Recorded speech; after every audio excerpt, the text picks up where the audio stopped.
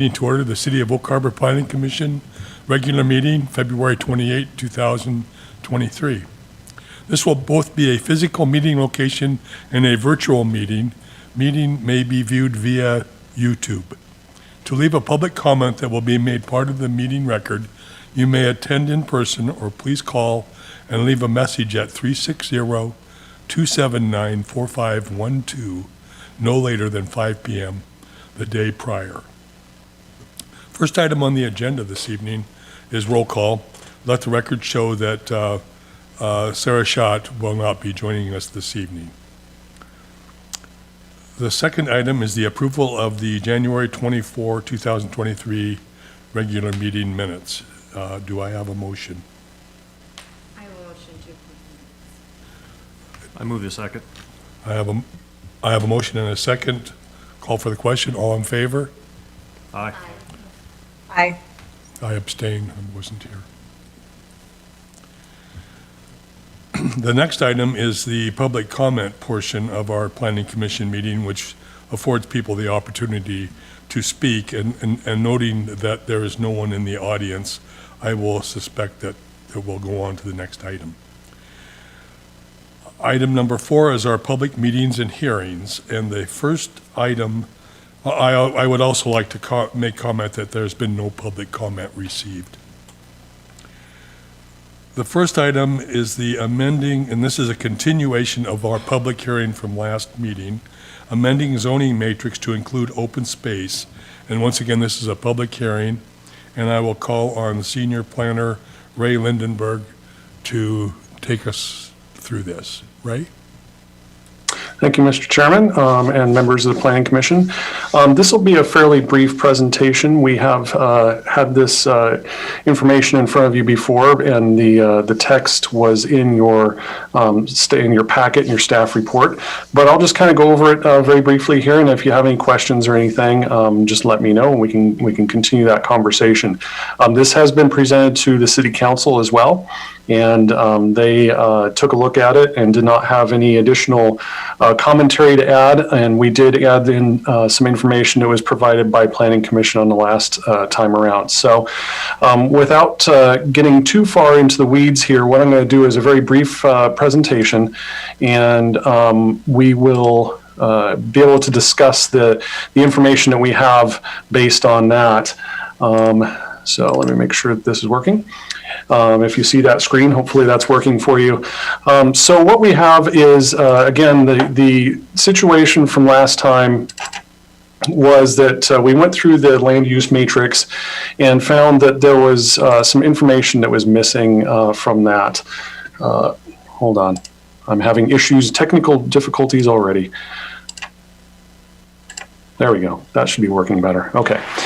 So some of the information was inadvertently left out of the land use matrix, and then we needed to make some minor changes to the text within the code itself to address some of the things that are kind of typical everyday information that go along with the permitted uses, and then the change from going from principal permitted uses to just having a list of permitted uses and then conditional uses. So attachment 1 in your staff report there is the text that was before the matrix, before we made all those changes. You had a chance to review it. You can see that there were different sections in there that had principal permitted uses and accessory permitted uses, and then the conditional uses. And all of our different zone categories, zoning districts had those uses in there. And so the reason that we went through the process to do the matrix was to simplify things. And so from then, when you go to attachment number 2 in your staff report, you can see that the text that gets changed has to do with reducing the amount of information that's there, being able to classify that better on the matrix. So when you have the permitted land use matrix by zone district, you scroll down to the bottom, you see the matrix itself. Now, the change that Planning Commission suggested last time around was in the number 1010, the permitted, or the accessory uses there, and I'll share that screen real quick too. So in 1920-1010, the proposed new section there, under number 1, the suggestion was to include a distinction for accessory structures of different sizes. So what we did is we included sheds, storage buildings, greenhouses, garages, shops, or similar structures up to 600 square feet in building area.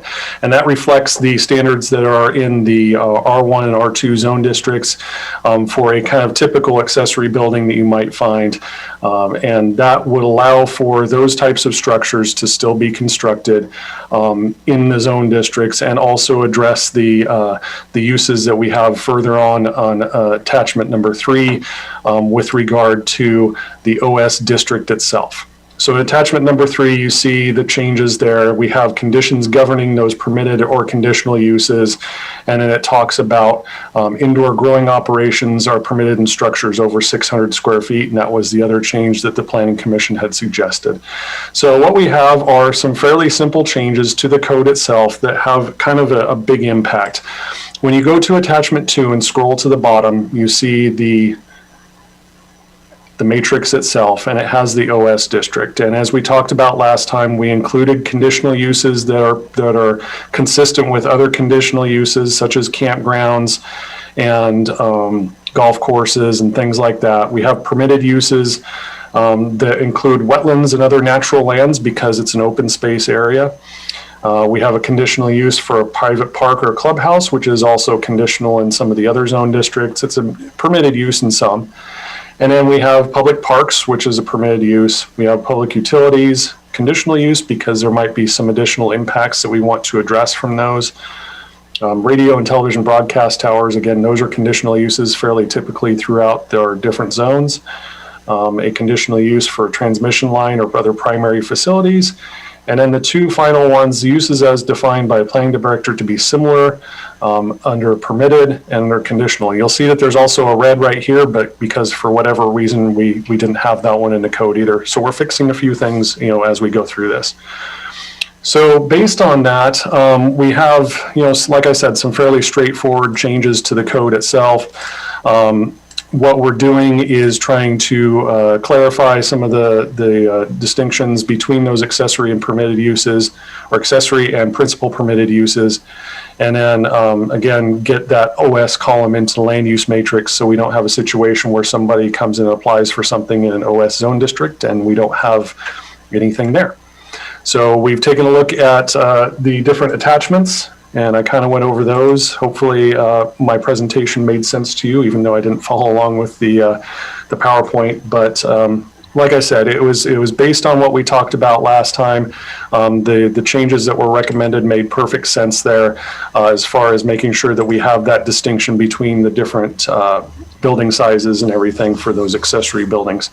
So if there are any questions, I'm happy to answer those. What we would like to do here is to provide a positive recommendation to the City Council at a future meeting to move it forward through the process. We're going to get we already started off with the SEPA process. We'll get in touch with the Department of Commerce to get the paperwork kind of rolling along there, and then hopefully go back to the City Council for an approval at some point in the next month or 2.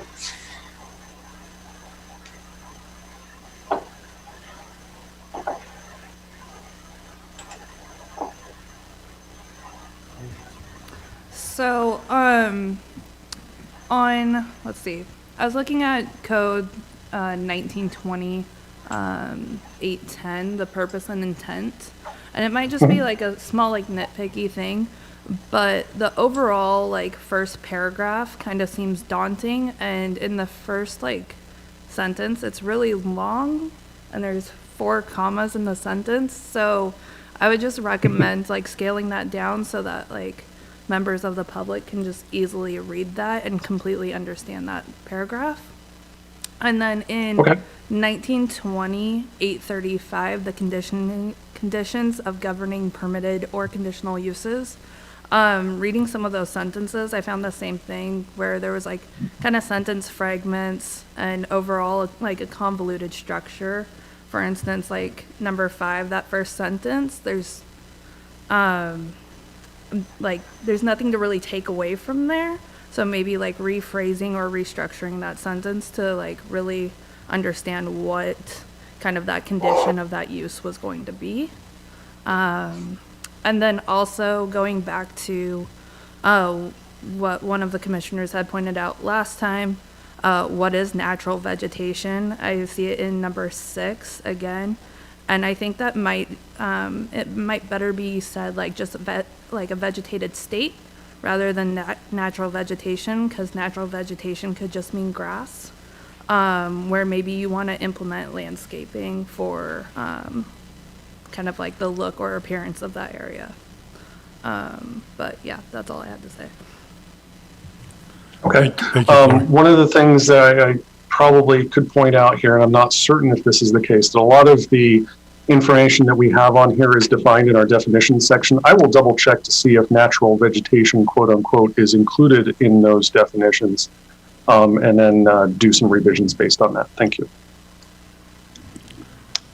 Thank you, Ray.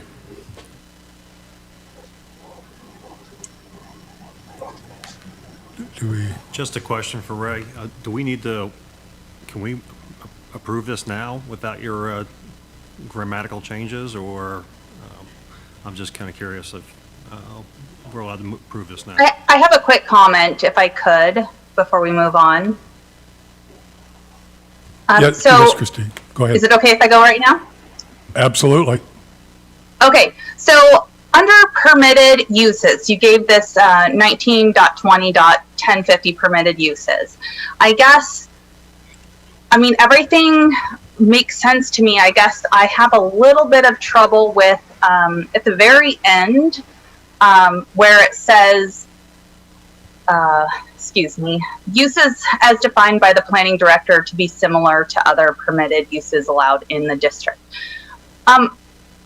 So like for those last two sections there, is there any process other than it's just like how is that defined, I guess is my question, because it just, to me, as a layman, it just seems a little bit vague. So can you give me a little bit of information on that?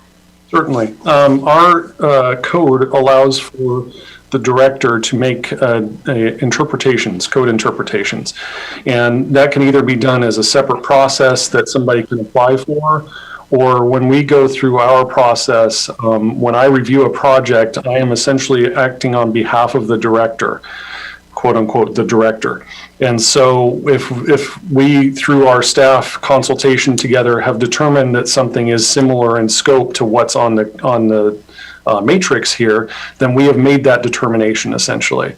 And so we will, as part of the process where we go through and provide a notice of decision, if there's any question where, if it's not a permitted use that's explicitly listed on here, but we've made that interpretation, we would put that on the notice of decision, that the director has determined that this is substantially similar to whatever, use it is that is a permitted use, and therefore this is a permitted use. Thank you, Thank Ray. you. So back to the question, can we make a motion now, or does it need to go back for some wordsmithing? I don't know if you're asking me the question. I think that that is up to your level of comfort as a commission. I can certainly, make those changes. It sounds like, it's, as far as the purpose and intent statement, that code language has been there for quite some time. I understand that, for the layperson, some of this plannerese language is rather convoluted. So we can certainly go through and make some grammatical changes to make it easier to read. If you're comfortable with my going through that and moving that forward, I think we could probably move in that direction, or we can bring it back to the Planning Commission for a more final review. I will leave that up to your discretion. Okay, John? Ray, well, I'm going to go ahead and I'm going to make a motion to approve. We're just making a motion to approve to send something to the city council. All final changes to the amended zoning matrix can be done at that level, especially if it's just grammatical. So So I have a motion. Do I have a second? I'll second it. A second, call for the question. All in favor? Aye. Aye. Aye. Motion passes.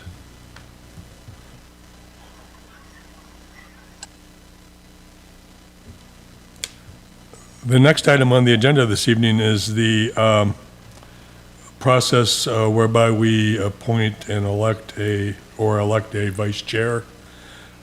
Bruce left us last meeting, and he needs to be replaced. So, Director David, you want to help me with this? Sure. We're going to go with it. Mr. Chairman, you bet. In your staff report, we've outlined some rules of conduct at public hearings, authority of the chairman. We've outlined conducting the hearing. All these are right out of your bylaws. But also in there, it has a section about office and duties, and I'll just read those to you to help set it up. The officers of the commission shall be a chairperson and a vice chairperson elected from appointed members of the planning commission. Number 2, the election of officers shall take place once a year on the occasion of the regular meeting in February of each calendar year. The term of each officer shall run until the subsequent election. And so tonight we were looking for a vice chairman, as that's what we put on the agenda, was just the vice chairperson. And we realized that after the fact that a chairperson also needs to be appointed. So the only thing we have on the agenda tonight is what we have to act on, which is vice chairperson, and then we can come back next time and vote on the chairman in March. So that pretty well sets it up. We just need a recommendation from the floor to appoint a vice chairman of the planning commission, and then a second and a vote, and we take nominations for anybody. So the floor is open to you. Sandy. Before we go forward and do that, and I know we have to take action today, what is the concern with kind of voting the vice chairman before voting chairman? Is there a reason that we should be doing them both at the same time? Or is there any concerns around that? I think the only thing is in the bylaws, it just says you're supposed to do it once a year and appoint chairperson and vice chairperson. And we just inadvertently just put vice chairperson because we knew Bruce had left. So, I mean, you can do it any way you want. David, is there anything that's prohibiting us from doing the chair also right now, other than it wasn't in the agenda? It Since it's needs in to our be on the bylaws? agenda. So that's the reason why we're just talking about vice chairperson. So even if it's in the bylaws, we still have to be in the agenda. Does have to be on the agenda, yep.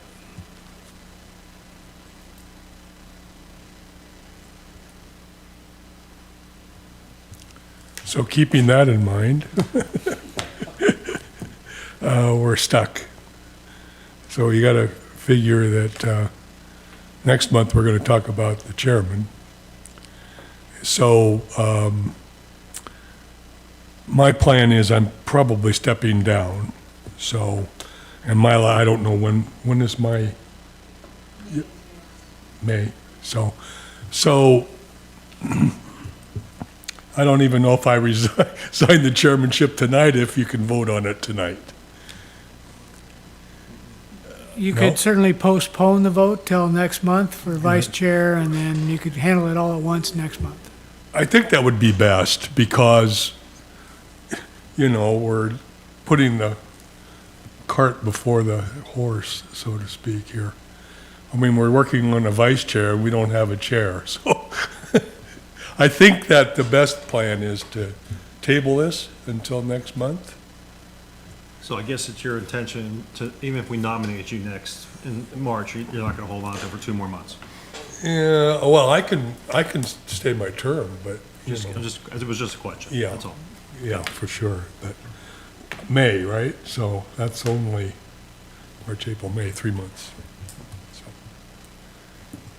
So, first I'll just say I'm sorry to hear that you might be stepping down, but that does bring up other questions. If you're planning to leave in May, is there a plan for replacement between now and then? Or, I know the mayor usually appoints, but What is the plan to ensure that your seats filled in? It has to come internally, is my understanding. One of us folks has to step The up. last meeting. What's that? I was more referring to us being down a commissioner. Oh, well, that's gonna, yeah, well, that gives them 3 months and Christie, by the way, Christie, this is Christie's last meeting. So, and I want to thank you for your service, Christie, by the way. This is pretty much off the cuff here, but anyway, it was a Thank you. pleasure having you on the commission. So that when I step down in May, then unless Christie's is filled, there's 2 vacancies, and there has been vacancies like that in the past, but that gives you folks a lot, you know, a lot to think about, I guess. So, I guess I move to table the nomination of the vice president and move it forward to March's meeting. so that's a move. Do I have a second? I second. I have a motion and a second. All in favor? Aye. All opposed? Motion passes. So we'll put that back on the agenda, president, or chairman and vice chair, both, next meeting. Okay, thank you.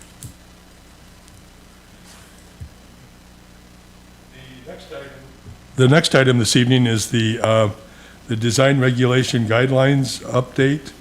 And this is a public meeting, and it will also be brought to us by Ray Lindenberg, Senior Planner. Ray? Thank you, Mr. Chairman, and members of the Planning Commission. I'm going to do a more fully fleshed out presentation on this one because this is going to be your first touch with this. We did talk to the City Council last week about these concepts, and they seem to be in favor of making some changes here. So I will share that information with you real quick here and get my presentation started.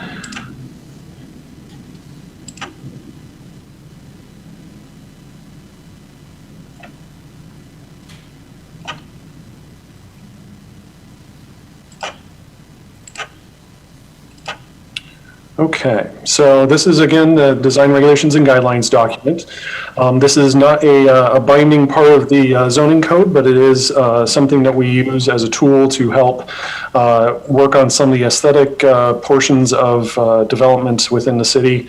And it includes pretty much every project, or will apply to pretty much every project that requires a site plan review. So it's anything essentially above the construction of a single family home. And that's why we're here today, is to talk about single family homes. So with our recent change to the code that made changes to the residential zone district requirements on minimum lot sizes and setbacks, we are anticipating that fewer subdivisions will utilize the PRD process. And the reason behind that is it used to be a standard R1 subdivision had to have minimum 7,200 square foot lots, which are fairly large. If a developer wanted to go with smaller lots, they had to go through the PRD process, which required open space, additional review of aesthetics, including the house designs, landscaping, and those sorts of things.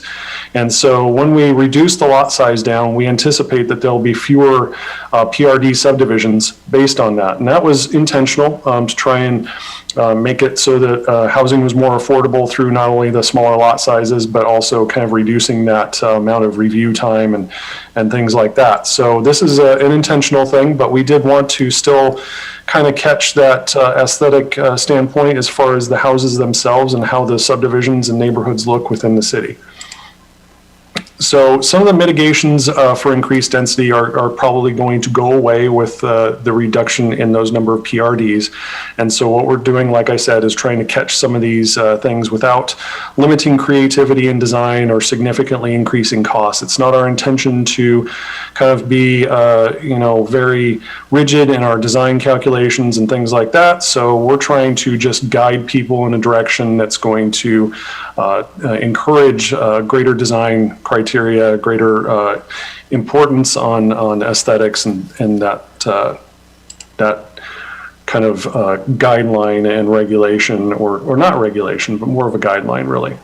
And so as part of this process, we developed as staff a document that we were going to utilize kind of in-house, and it never really fully got sent out to the public because we started thinking about, well, maybe this should go into the design regulations and guidelines document instead. But I don't believe I gave you a copy of this because, like I said, it's not really intended for the public. We didn't fully flesh it out yet. But essentially what it is our narrow lot development kind of guidelines as far as what can be done with single-family homes to avoid a situation where when you walk down a street, you see just a wall of garage doors and parked cars. And so part of the standards that came with the changes to our code was to allow for living space and front porches to be at a 10-foot setback, whereas the garage doors and the driveway length still needs to be 20 feet. What hopefully that will accomplish is pushing some of that more attractive portion of the house, i.e. a front porch or living space, windows, the structure of the house in front of the garage, so you don't get that impression of just having a wall of garage doors as you walk or drive down the street. And so this narrow lot residential development flyer was kind of developed to show some house plans that kind of live up to that ideal as far as putting the front porch or living space in front of the garage itself. And then so we started thinking, well, gosh, maybe this should be more enshrined into our process. And so just thinking of ideas for making neighborhoods more pedestrian friendly, more attractive, utilizing the idea of having alley garage entrances or pedestrian courts, like is seen in a project that was recently developed down Langley, just kind of thinking outside the box in a little bit more creative way. So what we have is our current DRG, and I will bring that up here as well, is oriented, this is attachment 1 that you got with your staff report. This is the existing guidelines that were updated in 2019. You can see on the left-hand side there, if you look at your copy, I know your screens aren't very big. So what we had are 6 different sections within that document. It went site plan, car-oriented commercial, neighborhood context, multifamily residential design, landscaping, and then variances if there was any need to change the requirements that are found within. The revised version, part of this process was to kind of go through and make it a little bit easier to understand and lay out a little bit better. When you're reading through it, hopefully it'll make more sense this way, but we changed the order in which this appears. It now goes site plan, context, landscaping, car-oriented commercial, residential design, and variances. And so really the key change here, we've changed the order, but the order of those chapters, or the content of those chapters has not changed significantly. Where it has changed is in section 5 there, residential design. So I'll scroll down to that.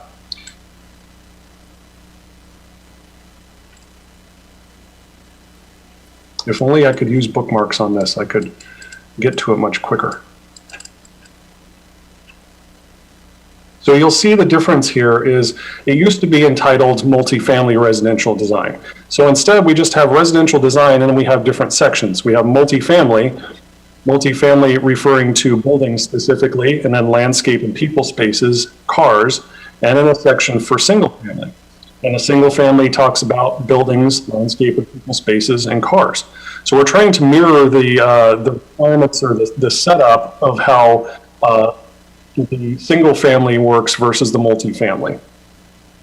And so when you scroll through the code here, the DRG, not the code, we see that minor changes are made with multifamily definitions and kind of introductory information. Talks about the buildings, and this is all information that is directly carried over from our existing DRG document. Talks about the buildings, what the buildings should look like. It has pictures showing kind of examples of articulation and building materials and things like that. Talks about the landscape and people spaces. There's a diagram here that shows how we want to have the parking located towards the rear and the buildings in the front.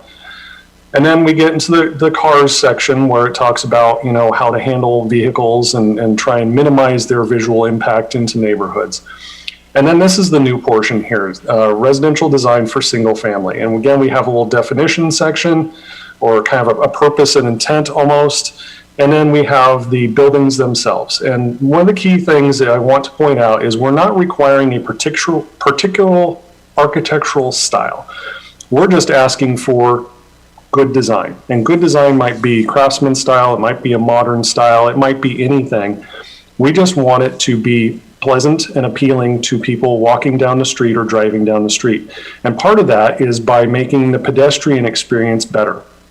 Because we feel that when you have a good pedestrian experience, you build a greater community and a greater neighborhood when people can walk down the street and see each other and say hi, and there can be kids playing, and it becomes more of a true community rather than having essentially storage space for cars everywhere you go. And so again, we talk about the reduced front yard setbacks. That's been introduced to allow for living space to be closer to the street. We talk about how homes should be designed for a neighborhood context with the windows and entrances directed towards the street, not towards neighboring parcels or parking areas. And then how side elevations should consider windows in cases where you have houses that are much closer together than they may have been before. And so you don't have neighbors looking into each other's windows. That house design should consider where those windows are on the side of the house so you're not looking directly into your neighbor's home. We have a section about landscape and people spaces, street trees required. If there are commonly owned open spaces and stormwater facilities, those need to be landscaped in an attractive way so that they're not just weed patches or an eyesore of some sort. And then we get into cars. Parked automobiles should not be a dominant visual feature of residential neighborhood design. So individual designs that de-emphasize the garage and places living space in front of those garages are going to help with that. Exterior parking spaces on individual lots can be de-emphasized through creative design. And then additional parking may be provided on the street in the form of curbside parallel parking or in small groups. And again, this is not, we don't have prescriptive ways you do this. We're just suggesting that you do this and giving kind of guidance in that direction so that we're not requiring this stuff, but we are asking of it. And so I think that's a key caveat there because, again, we're trying to reduce costs here. We're not trying to increase costs. And I believe that good design and pedestrian-friendly design and good neighborhood layouts can be done in a cost-effective way, just as you can do with a garage door facing the street at a very close angle there. So that is essentially what we have as far as the proposed changes. Again, we did present this to the City Council. We did not get any recommendations on changes or anything. I'd like to kind of have a discussion here if you see anything that you would like to see change, different, etc. This will probably be coming back through in front of you unless you decide that it's ready to go. But what happens here is this is approved by the City Council through a resolution. Like I said, it's not part of the code, so it's not an ordinance, and that is essentially the process. So I open it up to you if there are any questions or comments that you might have. Yes, John. Right. Great job. I mean, I believe this is absolutely 100% necessary, and it's a great start. But question, did you guys receive input from the handful of like 5 or 6 of the largest residential developers here in this area? We did not on this particular project or portion of the project. We did go through that with the previous changes when we reduced the lot sizes down and talked about some of those setback changes. There wasn't a whole lot of kind of back and forth on that, to be perfectly honest. I think the builders are going to build based on what their market research tells them that is wanted. And so we have tried to be as flexible as possible with regards to lot dimensioning and things like that. We are allowing much smaller lots, but we're not saying you have to build on a smaller lot. So the difference is, we have Marin Woods has come in for some of their model homes. They've applied for 2 model homes now. And the design is kind of typical to what we've seen before. Very similar homes to what you might see at Howard's Point and some of our more recent subdivisions. So, there is still some talk that we could, engage with builders, but to be perfectly honest, I think that this allows for enough flexibility there that going back to when we talked to them about the actual dimensional standards changes, and there wasn't a lot of concern there, I kind of see the same thing in this situation. Thanks, Ray. Yes, Andy? Thank you, Ray. This was a really good report, and I appreciate the fact that you addressed that it should not raise costs, because I know that's an important thing. One question I had was when I look between the single family for buildings and the multifamily, and we've done a lot lately with ADUs. So if someone is going to be building a single family residence but converting the garage into an ADU, where would they fall under the multifamily at that point, or would they still stay under the single family? So our ADUs are, if you have a single family home and you're constructing an accessory dwelling unit that is attached to the house, you are building another unit on there, but it is still a quote unquote single family home. So it would still fall under those standards. Even if we were going to consider it as a duplex, for instance, it would still, the setbacks would be the same, the design criteria would be very similar. There wouldn't be a huge difference between that, and that's by design. We don't want to have, kind of interpretations and trying to figure out how everything fits in based on if we're considering it an ADU or a duplex, because functionally it's very similar. Thank you. The reason I ask is I look at like the multifamily when we're talking about cars. If they build it with a garage, they should have a functional balcony facing the street, but in a single family, they wouldn't have that. Yeah, and I think that in that particular distinction, multifamily is considered to be 3 units or more. We would say that there's, single family, duplex, and then multifamily as the third category. Thank you. Andy brought up a question that I didn't, converting garages to quote unquote ADUs or an additional living spaces. Do we allow that now and so all cars are now put out in the street if they convert their garage to a living space? We do. Yeah, we do allow for that. The requirement for parking spaces for single-family homes and those with ADUs is, so a single-family home requires 2 parking spaces. It doesn't say it has to be in a garage. Typically, the market kind of demands that. But that being said, a lot of people use their garages for storage or a rec room or whatever. So you do find that cars park in the driveway a lot. And so I think that what this criteria or what these guidelines are trying to guide people towards or developers towards is to have at least a portion of that house forward of that garage space in that driveway area. So you don't get that just look of having a parking lot that just extends down the street. Thanks, Rick. I have a quick question, if I can interject. So I guess I'm seeing a lot of like these newer developments that come in, whether it's R1 or multifamily and such, and I understand how many parking spots are allowed, but it feels like to me, I'm dealing with an annexation right next to my neighborhood, and it's going from R1 to R3, and so it's fresh on my mind right now that I'm trying to like wrap my head around that. Even with like a proposed single family, like a cottage, like there's some behind SARS there.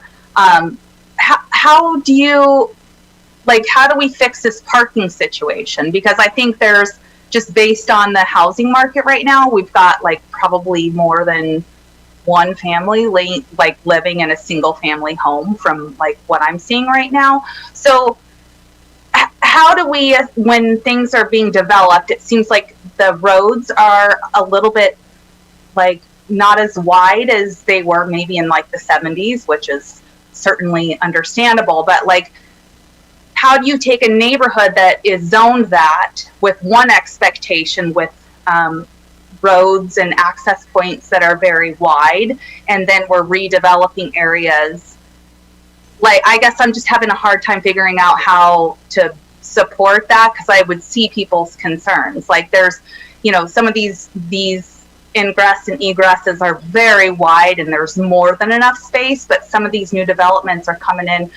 There's one behind Hillcrest Elementary that is a great use of space, but I drive through there and it's a parking lot. So let me address the cottages. The cottages that you're thinking of there on Whitby there are a multi-family project, essentially, that is it's a planned unit development, or PRD, that those are designed. Number one, it's in theory for 55 and up, but those are designed with internal parking, internal driveways. It's essentially its own driveway system because it's all private roadway.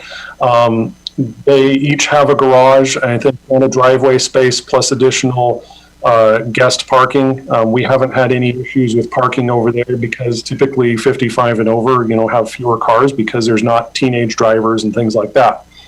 For McKinney Place, it's over behind the intermediate school. Those are developed with at least 1.5 parking spaces per unit, generally 2 in a garage, and then they also have the driveway. And so when you think about the potential for an R4 development in that location that you're thinking of, if they were to develop a townhome type development, those are generally going to have a 2-car garage and a 2-car driveway. So each of those units will have 4 cars worth of parking on their own site, plus as a multifamily project will require guest parking off street at a ratio of 1 per 8 units. So that doesn't sound like a ton, but when you get right down to it, 4 parking spaces per unit is quite a few. And then, like you said, they do have narrower cross sections on the streets. And as part of that, when they request a narrower cross section, they have to provide on-street parking in some way, or off-street kind of, a little kind of pull-off area that might be within the landscape portion or something along those lines. So the way I see it, to be perfectly honest, we are, as a city, as a development community, a little bit scared of residential parking. Like, we want to make sure that there's plenty of residential parking because people are concerned about street parking. They're concerned about, just having too many cars everywhere. But at the same time, one of the interesting side effects of having street parking is it slows down traffic significantly. It's actually a net benefit as far as safety is concerned because people have to slow down because there's cars parked along the side of the road. So there's kind of that, trade-off. And right now, a single-family home requires at least essentially 4 parking spaces because typically, again, because the market usually demands 2 parking spaces in a garage. And in order to get to that garage, you have to have a driveway. And typically that driveway is going to be 2 more parking spaces. When you have an ADU, the general standard is going to be provide another parking space. So at minimum, we're looking at 2 parking spaces per residential unit. In practice, it can be 5. So, it's one of those things, everybody will know it when they see it if they think that there's an issue. We have a standard that we can go off of, and hopefully it works out. So.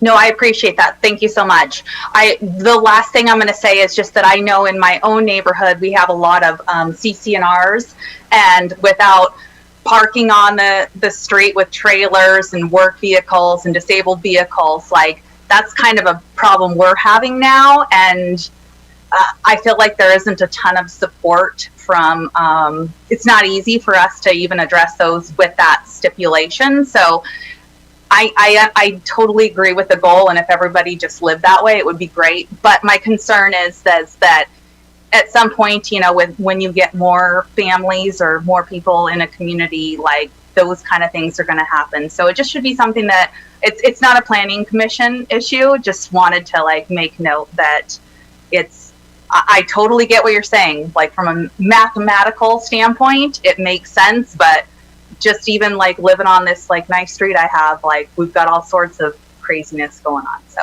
thank you.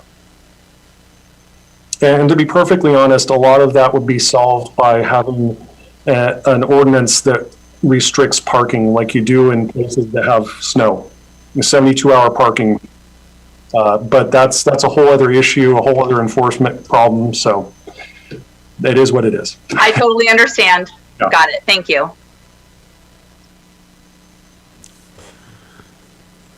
Commissioners, any other comments, questions? Thank you, Ray. Appreciate it. Thank you. Appreciate it. The next item, excuse me, is brought to us by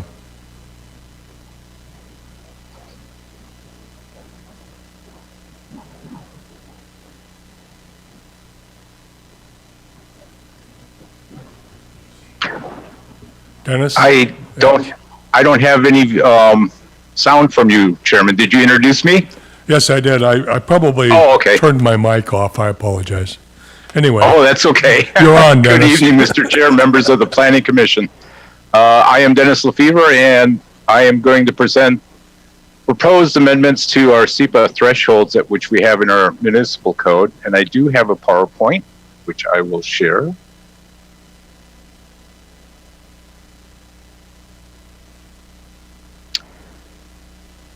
First of all, SEPA stands for the State Environmental Policy Act, and it's basically a tool that is used by the local governments in review of any large-scale development proposals to ensure that we protect the environment and that any negative impacts are mitigated by those developments.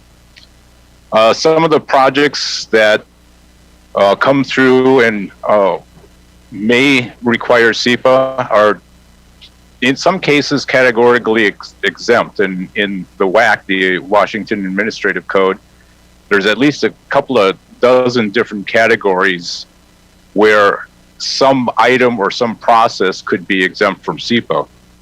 One of those categories is minor new construction. It is an exemption category. Under minor new construction, we have single-family, multifamily residential developments, agricultural structures. We have minor office, school, commercial and recreational developments, parking, landfills, and excavations. There are certain limits or thresholds that the state puts on those different types of construction activities under construction, and those are called, obviously, the threshold. If a development comes in that is under a stated threshold that's stated by the local jurisdiction, then the SEPA checklist is not required. They are flexible in the state allows each jurisdiction to basically set their own threshold for those different categories in that minor new construction exempt category. Oak Harbor, actually, the last time we amended our threshold limits was almost 20 years ago. It's back in August of 2004. As most of you may be aware of, the city completed a housing action plan back in 2021. And that plan recommended a number of different actions that we could take as a jurisdiction to help prompt and increase the amount of development, specifically for residential development and affordable housing. One of those was to let these thresholds that we had established in our code and maybe increase those thresholds, which would mean that certain developments have to go through the SEPA process. Again, that SEPA process would save time, processing time, as well as cost for the development. So we did look at that, and we as a staff, decided to look at the maximums that were allowed under the state law, which is that Washington State row. They allow up to 30 units of single-family residential to be developed without going through the SEPA process. We are at 4 currently, and with staff's discussion, we are looking at 9 units, which corresponds to the difference between a minor subdivision, a short plat, and a major subdivision, which is 10 units or more. So that's where we decided to go with the cutoff on that process. Actually, after your last review of this back in October, the state amended the process and added some categories to the SEPA threshold requirements. One of these new categories is single-family units less than 1,500 square feet. State says that we can allow up to 100 units of single-family dwelling units that are going to be each under 1,500 square feet. Well, obviously, we didn't have anything in our existing code, and at this point in time, we are not going to be proposing anything to fit into this category. Multifamily residential, we didn't have that listed in our existing code as well, so we assumed that the 4 units that were attached to the single-family residential also applied to the multifamily residential. But we are going to be adding multifamily residential in our threshold list and identify 20 units as our threshold. Barns, loafing, sheds, very common in an urban setting, especially in our city. We're not going to be changing our 10,000 square foot maximum threshold for that. The often commercial developments, we could go up to 30,000 square feet according to the Washington state require laws. We're at 4,000 at this point in time. We are going to go up to 12,000 square feet with those types of developments. Parking spaces. These are facilities that are basically kind of a standalone parking facilities. We don't have a lot of those situations in Oak Harbor. The state could allow you to go up to 90 spaces. We're currently at 20 spaces, and we're going to double that and go up to a 40 space parking facility. Again, that's not very common in the city of Oak Harbor to have a standalone parking facility. Fills or excavation, again, this allows you to go up to 1,000 cubic yards. We are currently at 100 cubic yards, and we will be going up to 500 cubic yards for our proposed threshold. I've also provided in your packet kind of a analysis of where we are as a community compared to some of our neighboring communities. I think what you can tell is that our proposed increase will be fairly consistent with a lot of jurisdictions that are around our region. So what has this process been? At the October meeting, I didn't have the findings in your packet. I provided those this time around because I had completed them. As you can tell, they were pretty extensive because we followed along with the requirements of the WACs. And they indicated that for every proposed increase in our threshold, we had to identify for each item in the checklist how the local, state, or federal regulations would protect the environmental aspect of that increase. So it was pretty intensive, as you can tell by the 30 pages of findings that were produced. We also provided the 60-day comment period, which is basically still open, and also a new wrinkle in the process was a requirement that we do an outreach with the Washington Department of Transportation. Well, that requirement came through in January and became law at the end of January, so I did reach out to WashDOT. They have our materials and they are in the process of review at this point in time. It's in a particular interest because State Route 20 bisects our city. So WashDOT does have an input, and we'll have an opportunity to comment on our proposed increase to our thresholds. Again, the findings are part of your packet. They're extremely interesting reading, so please do that. What's next? Well, we did have a discussion with the city council at their workshop last week. There was some question as to why we're not going up to the maximum on some of those thresholds.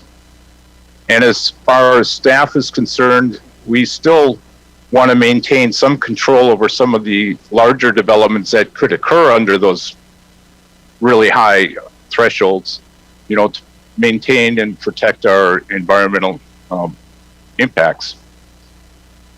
We're also going to continue coordination with WashDOT, and at your March meeting, I hope to have some type of direction from WashDOT on our findings, and also include that in our draft ordinance.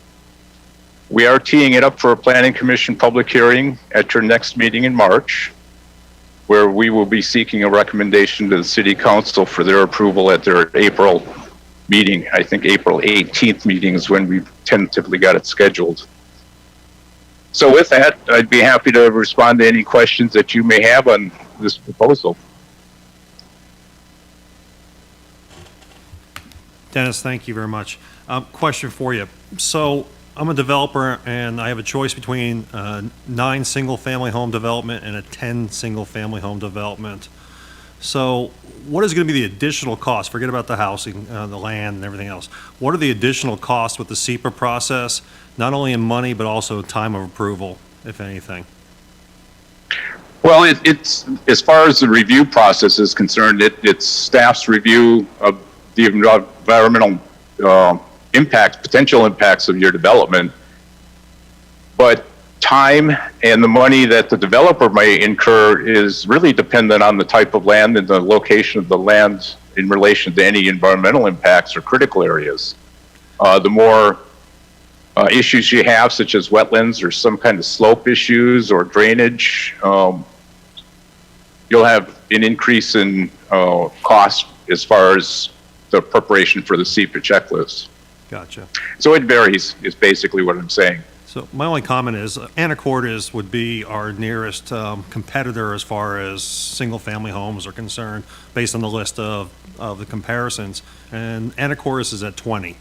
And so we would hate to see a developer that was going to incur a lot of cost to develop in Oak Harbor versus in Anacortes in that area and lose development to there, since we have such a housing shortage here on Whidbey Island.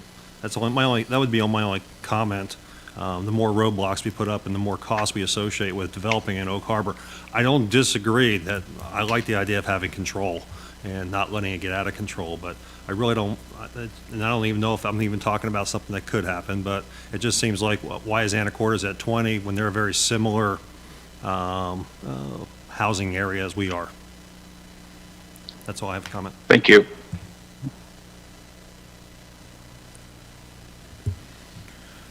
Commissioner Bowman.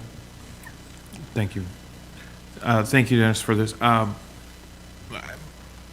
struggling with this, and I'm hoping you can help me understand.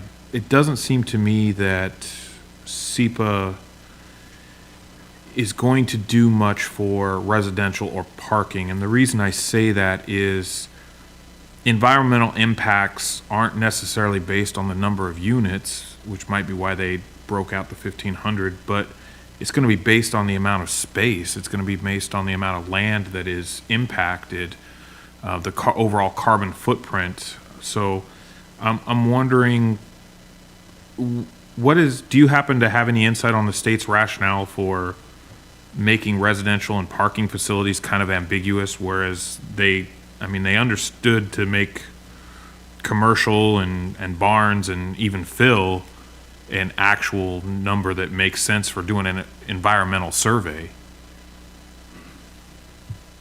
I think my one response is The state's whole action in trying to increase these thresholds is to address the affordable housing and the shortage in this state. As you can see, they have some high threshold allowed by local jurisdictions, many of which have actually been utilized by the more dense communities in the King County and Snohomish areas. So I think it's just, I think the bottom line, that the framework that this is used is to provide as much incentive to create more additional units in any community, as well as affordable housing units as possible. Thank you for clarifying that. I guess I still struggle, because when we talk about affordable housing, and not looking at us, we're looking at 9, but if Washington State, we say 30 units and say we went to that max like some people may like to do, without having square footage limits on there, what's to stop a developer from, continuing to develop the $750,000 homes that are selling so well as investors move into the area, and avoiding the SEPA, because they stay under that 30 unit, even though they're not building single family homes that are smaller, or the impact to our environment. If the purpose of this is to assess environmental impact, I just don't see how we evaluate that on a per unit basis, and maybe I'm missing some part of the equation.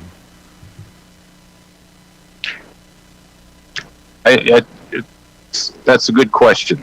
And I don't have a real response for you, other than that state has been for decades, since the inception, basically. And I know from, we are ratcheting on our price, which in turn will ratchet down PLE, single family. So it's just a tool that we are able to utilize to maybe create some more opportunities for residential development in the community. Thank you for answering that. I appreciate it. Any other comments, commissioners?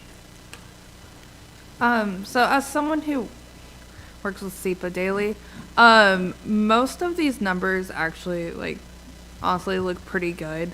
I do agree with one of the other commissioners about the single-family residence, and mostly increasing that so it would allow for more development of more units without going into the overall costs that come with the environmental reports. However, I do recognize the environmental concern. So maybe there's a possibility to put that concern or increase that concern elsewhere. But overall, I think it's good. Thank you for your comments. I will take both of your comments on the thresholds for single family staff, and have it whether it would be feasible or prudent for us to increase that to potentially 20 units.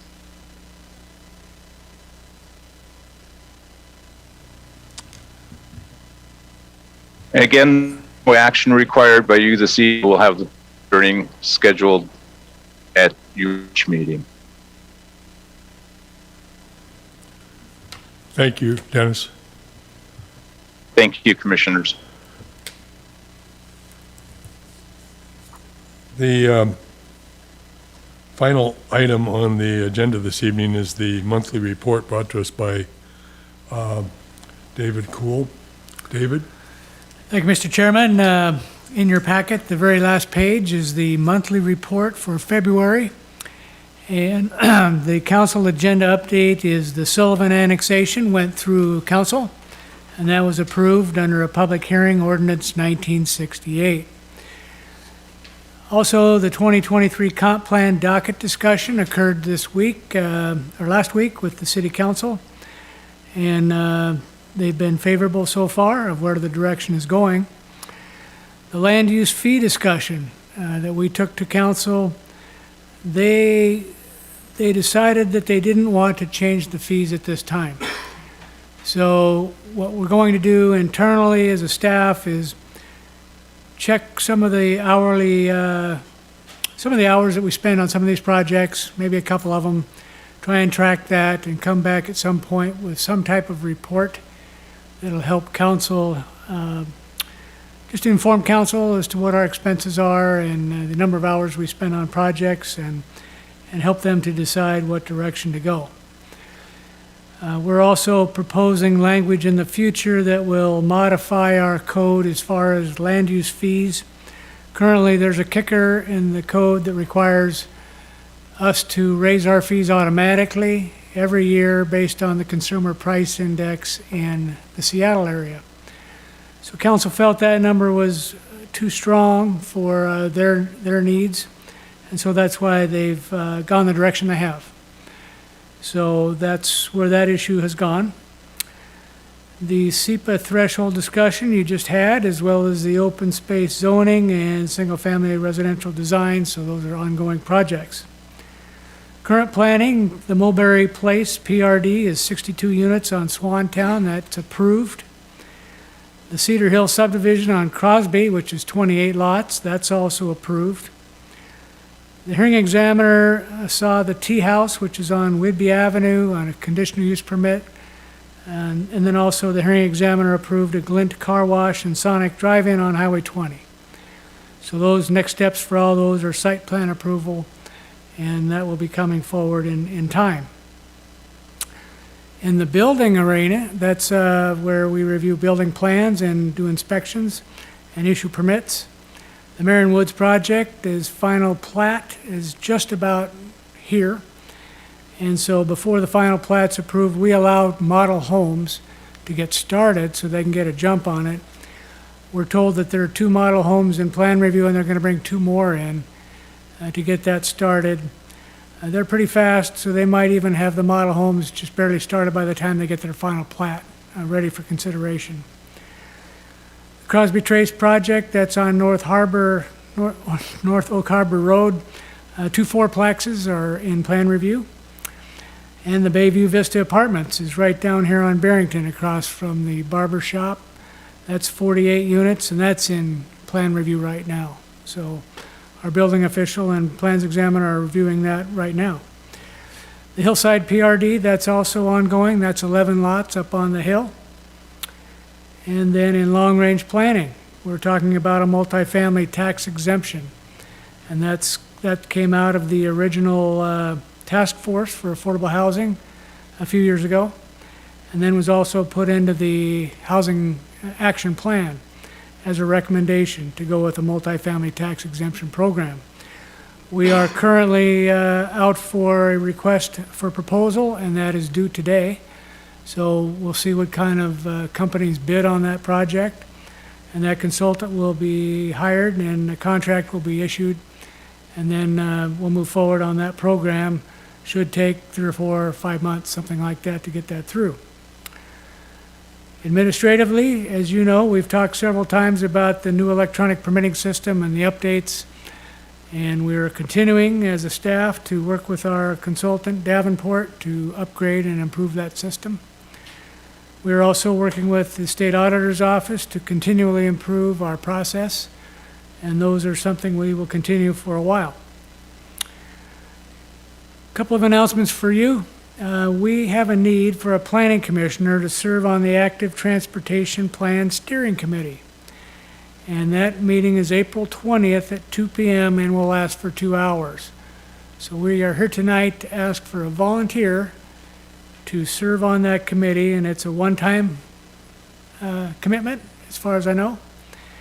And so I leave that for you to decide if someone would like to step up and do that.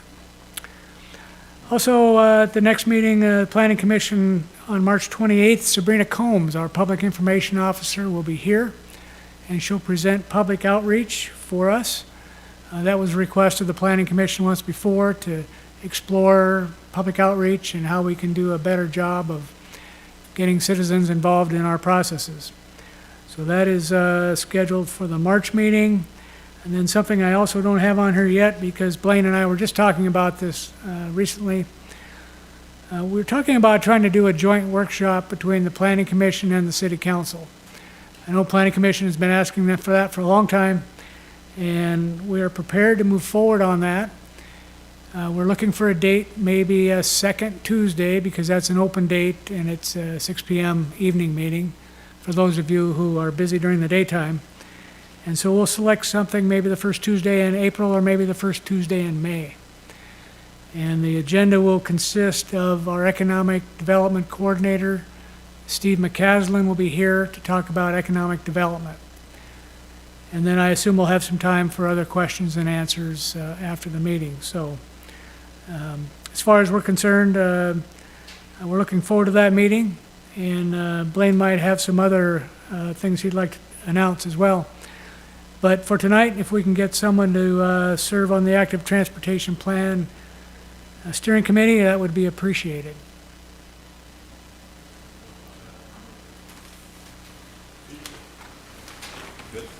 Fee says that she'll take that on. Oh, very good. Thank you very much. Thank you, David. I can add a little bit to it. I think our Development Services Director left the door open for me, and I'll take it. So I think one of the things we're working on and looking at our plan and what we do is possibly expanding the name of our development services to community development as we evolve, and some of the ideas we're kicking around there. And then also with economic development, in coordination with the county, we're looking at a SIDS, which is a comprehensive economic development strategy, a good partnership with the county on taking that on, and the EDC, Economic Development Council of Island County, will take the lead on that. So that's a good effort, and that really, it's necessarily when you start looking at federal grants, the first thing they ask you is what is a SIDS, and that's where I learned what a SIDS was, and that we didn't have one. And county will hopefully kind of dovetail that into their comprehensive plan and their economic development element, but they're two different separate things. And so, but the SIDS is a good living document that helps us on economic development. And just as a legislative update there, where we were talking about R1 and R2 and R3 and R4 zoning, as far as affordable housing, there is proposals at the legislature level to really preempt local control of zoning. Just want you to be aware of that. So some of the proposals out there would basically allow R3 and R4 and preempt us from doing that zoning as a process of affordability. So there's always a lot of proposals. They don't always get enacted, but I think with the idea of affordable housing, the legislature is working on that. I think the cities, our proposals is we've been pretty active. We've talked about, David, and all throughout this application, this discussion tonight, we talked about affordable housing and how we had an action plan, and we've been implementing a lot of those proposals. So we're kind of saying that let us do it voluntarily rather than just preempting our zoning, but I just wanted you to be aware of that. Thank you. Appreciate that. You did open the door for him. That's good. Not that he needs the door open, but well, once again, I'd like to speak for the Planning Commission and staff in wishing Christy Southard the best. Thank you for your service, and we truly did appreciate all of your input. Thank you. Thank you very much. It was not an easy decision to not go for another term. My personal life has me just got too many things going on right now, but I certainly appreciate everything that you all do. And honestly, I hope down the road that I can find another commission to participate with, and especially if there's something geared towards the marina. I would love to see some growth down there, and I know it's in the works. So I'm excited to see what the city comes up with. So thank you again for the opportunity. Thank you, Christy. Is there anything else for the good of the order this evening?